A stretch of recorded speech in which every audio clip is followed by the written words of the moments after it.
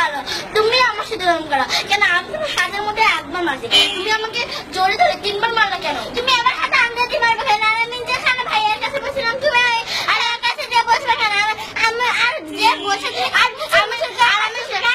আমি সারা জীবনের জন্য তো আমি ওকে নিয়ে নেই যে আর জীবনে তুমি পাবা না ভাইয়াকে। আমি তো মাত্র একটুখানি বসছি, আবার উঠে আসি তুমি। আর তুমি তো ওনাকে কিনে নাওনি যে শুধু ওনার উপরে হাত শুধু আমারই। আমি কি ওনার বোন হই না? তুমি তার দেওয়া ব্রাশ ফেলাই দিছো, আর আমি তার ব্রাশ এখনো রাখছি। ভাইয়া বসে তো দেখো আদিবাসী, তাহলে এখানেই বোঝা যায় যে কে কাকে বেশি ভালোবাসে। তো ভালোবাসি না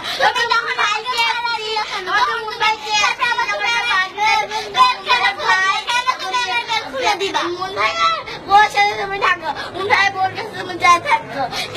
তুমি বড় ভাই আর বড় ভাবি তোমার সান ভাবি, সান ভাইয়া সান ভাবি আমি তোমাকে বলছি।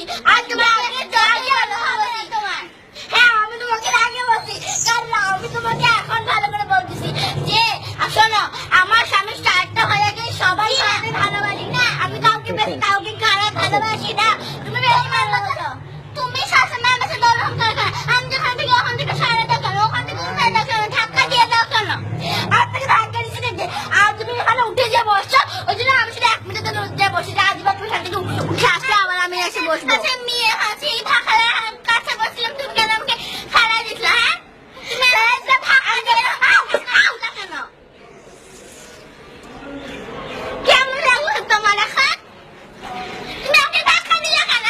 এতগুলো ধাক্কা দিচ্ছ তুমি আমাকে তখন এতবার মারলা কেন? 3 বার মারলা কেন?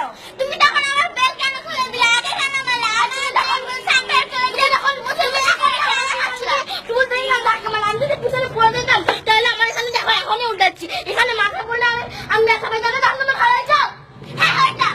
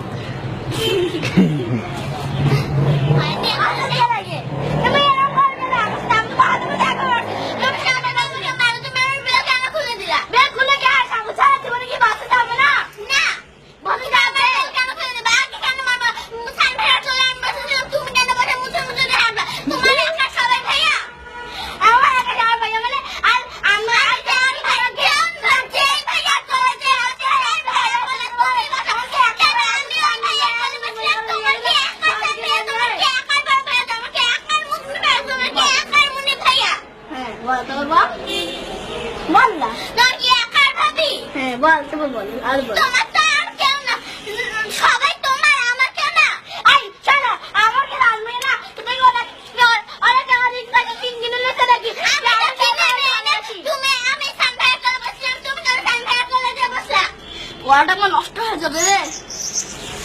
এরকম আছে